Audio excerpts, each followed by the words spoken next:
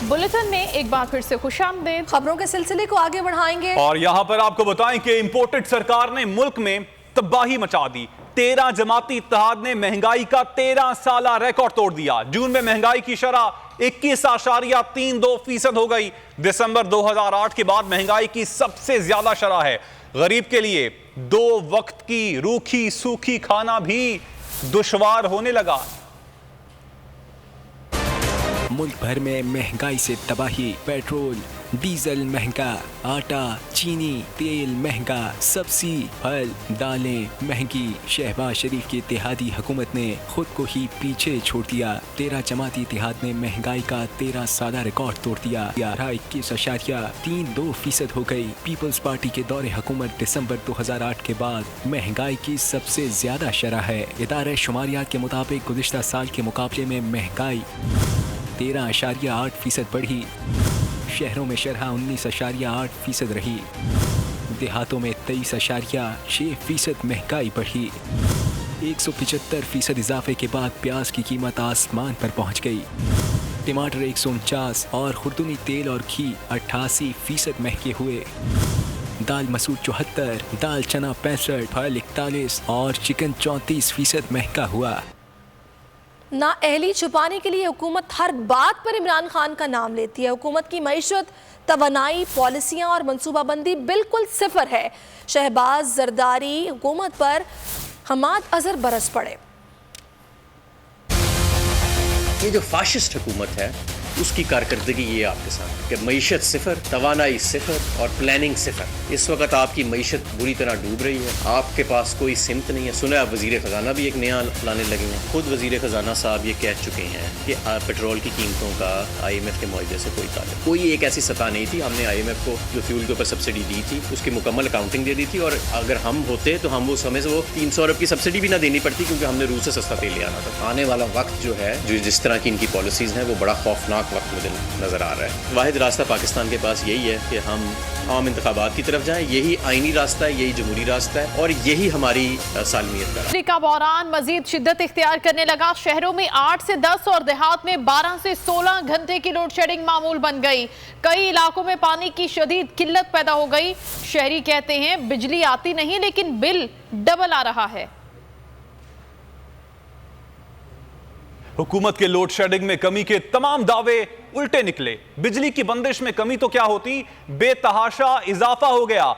कयामत खेज गर्मी में बिजली की तवील बंदिश से अवाम कप आ रहा है। ने के इलेक्ट्रिक को शहर में लोड शेडिंग खत्म करने के लिए 3 दिन का अल्टीमेटम दे दिया। हाफिज नईम ने कहा कि बदतरीन लोड शेडिंग ने शहरियों को अजाब में मुब्तला किया हुआ है। कि हम आपको मजीद गैस दे देते हैं और हम आपको मजीद जो है वो NTDC से बिजली दे देते हैं, उसके बावजूद भी लोड शेडिंग खत्म नहीं होती है। ये के इलेक्ट्रिक तो KESC थी ना, जो हमारा अपना इदारा था, शहर का इदारा है। ये सारे के सारे के इलेक्ट्रिक माफिया को सपोर्ट करते हैं। हम 2-3 दिन और देख रहे हैं, मुशावरत भी कर रहे हैं, शहर भर में एहतजाज भी जारी रहेगा। आज यहाँ के इलेक्ट्रिक के हेड ऑफिस के सामने मौजूद है, कल शाहराह फैसल पे भी हो सकती है, परसों शहर की तमाम अहम शाहराहों पर हम धरना देकर बैठ भी सकते हैं। मैं हुकूमत से भी कहता हूं कि इसका नोटिस लें और लोड शेडिंग के सिलसिले को खत्म किया जाए।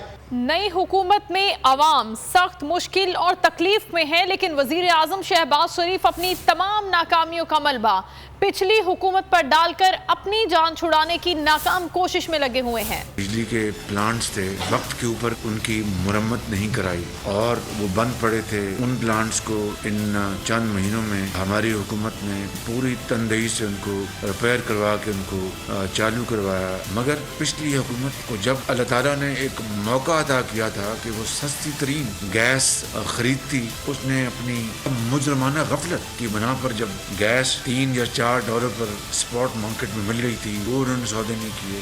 मईशत को ठीक करने के लिए, आवाम के दुखों को बांटने के लिए और कुछ रिलीफ देने के लिए वो वक्त सर्व करते, तो आज ये बदतरीन सूरत हाल कभी पैदा न होती। फिक्र न करें, इंशाअल्लाह हम जरूर, मुश्किलात हैं लेकिन हम जरूर इनको हल करेंगे और इस बहरान से पाकिस्तान के आवाम को निकालेंगे। और वक्त दूर नहीं जब इंशाअल्लाह बिजली की लोड शेडिंग में खातर-खा कमी आएगी। करवाने के बाद शहबाज जरदारी हुकूमत ने अवामी भलाई के मंसूबे भी बंद करना शुरू कर दिए।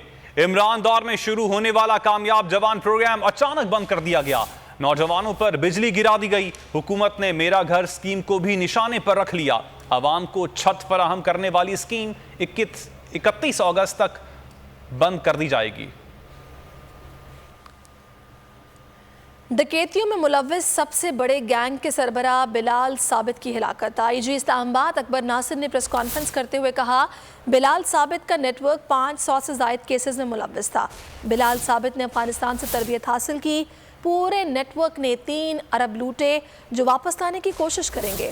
5 साल तक खौफ की फ़ज़ा कायम रखी गई थी। अफसरान ने जान खतरे में डालकर नेटवर्क को पकड़ा। ये बड़ी कामयाबी है। डकैत और एक से ज़्यादा जो जराइम में जो कि हीनियस क्राइम्स हैं मुलव्वस वो शख्स साबित होगा। और जब इतना बड़ा काम हो तो किसी एक आदमी का काम नहीं होता, ये एक नेटवर्क का काम होता है। बिलाल वल्द साबित ख़ान जो पिश्ता खरा में जहाँ पे मुकीम था और सबको पता था कहाँ रहता है। हमें ये भी पता है कि उसने अफ़गानिस्तान से ट्रेनिंग ली। वो एक छोटे क्रिमिनल से चलता चलता वो एक दहशतगर्द बना। 500 से ज़्यादा वारदातें अभी तक, 3 अरब के करीब वो उसकी जो नुकसान उसने लोगों को पहुंचाया। बिलाल खान वल्द साबित खान एक शख्स नहीं था, वो एक नेटवर्क था। हम उस नेटवर्क के पीछे हैं कि इस चोरी के माल से जो माल बनाया गया है उसको लेके ताकि आप लोगों तक पहुंचाया जा सके। हमारा मिशन तब पूरा होगा जब हम जिन लोगों का नुकसान हुआ है उसका अजाला करने में कामयाब हों। भारत की जानिब से ट्विटर अकाउंट्स ब्लॉक करने पर पाकिस्तान का शदीद एहतजाज। भारतीय नाज़िम उल उमूर की दफ्तर खारजा तलबी एहतजाज रिकॉर्ड करवाया गया। तर्जुमान दफ्तर खारजा के मुताबिक भारतीय हुकूमत की जानिब से रेडियो पाकिस्तान, ईरान, तुर्की, मिस्र, अक़वाम मुत्तहिदा, न्यूयॉर्क के सिफारती मिशन समेत 80 ट्विटर अकाउंट्स बंद किए गए हैं। अकाउंट्स पर जियो ब्लॉकिंग और सेंसरशिप कवानीन को फाल करके पाबंदी लगाई गई। इंटरनेट के दायरे को रेगुलेट करने का अमल गैर कानूनी है। पाकिस्तान ने मुतालबा किया कि भारत पाकिस्तान के सिफारती मिशन के ट्विटर अकाउंट्स को बहाल करे। बुलेटिन में खबरों का सिलसिला भी जारी है। यहां पर वक्त हुआ है ब्रेक का, और ब्रेक के बाद देखिए बादशाहों का खेल जारी। और दावते आम। Welcome back. खबरों के सिलसिले को आगे बढ़ाते हैं। अब कुछ बात करेंगे मवेशी मंडी के हवाले से। कराची की मवेशी मंडी में 14 लाख रुपए के फर्क से सौदा ना हो सका। व्यापारी ने जानवर के 40 लाख रुपए मांगे, खरीदार ने 20 लाख रुपए बोली लगा दी। एक तरफ से 5 लाख रुपए कम हुए तो दूसरे ने 1 लाख बढ़ा दिए। इस सौदे की कहानी बताएंगे हमारे नुमाइंदे शाहरुख शाह। जी शाहरुख। देखें, इस वक्त मैं मौजूद हूँ एशिया की सबसे बड़ी मवेशी मंडी में और इस वक्त रात गए लोगों की आमद का सिलसिला मंडी में जारी है और इस वक्त एक सौदा चल रहा है। हम आपको बताते हैं कि वो सौदा बन पा रहा है या नहीं बन पा रहा। इस वक्त हमारे साथ एक फैमिली मौजूद है जो कि जानवर लेने की आई है। बहुत खूबसूरत जो है वो बशिया है, गुलाबी जो है वो नस्ल की और गुलाबी कलर की जो है वो बशिया है। आप क्या डिमांड कर रहे हैं इसकी और क्या खिलाई पिलाई करिए इसकी? भाईजान इसके 40 लाख रुपए हम डिमांड कर रहे हैं। गंदम का ही दलिया, चने की अट्टी, चोकर, छिलका और दूसरे लवाजमात, दूध, मक्खन, दही, तेल, घी, ये सब चीज़ें इनको दी गई हैं। जी 40 लाख की डिमांड की गई है, क्या कहेंगे? 40 लाख एक अमाउंट है, आप कितने में बोलेंगे? 40 लाख तो बहुत ज़्यादा हैं, तो इसके आधे होने चाहिए। नहीं, 20 में तो सौदा नहीं बन सकता। 35 लाख की बिकेगी तो बेचेंगे, वरना नहीं बेचेंगे। 35 लाख की डिमांड कर रहे हैं, क्या कहेंगे? 35 लाख, 1 लाख मजीद इजाफा कर लें। 21 लाख में अगर देते हैं तो मैं तैयार हूँ। इसी तरीके से जो है वो छोटे जानवरों में भी तोल मोल जारी है। लोग जो है वो क्योंकि इस वक्त ख़रीदारों का रश कम है, ज़्यादातर। बहुत शुक्रिया आपका आगाह करने के लिए। आगे बढ़ेंगे और रुख करेंगे खेल के मैदान का। पाकिस्तानी क्रिकेटर्स की दौरे श्रीलंका के लिए तैयारियां मुकम्मल हो गई हैं। खिलाड़ियों का रावलपिंडी में तरबियती कैंप इख्तिताम पजीर हो गया। रावलपिंडी एक्सप्रेस शुएब अख्तर ने भी कौमी क्रिकेटर से मुलाकात की और मशवरे दिए। स्क्वाड 6 जुलाई को श्रीलंका रवाना होगा।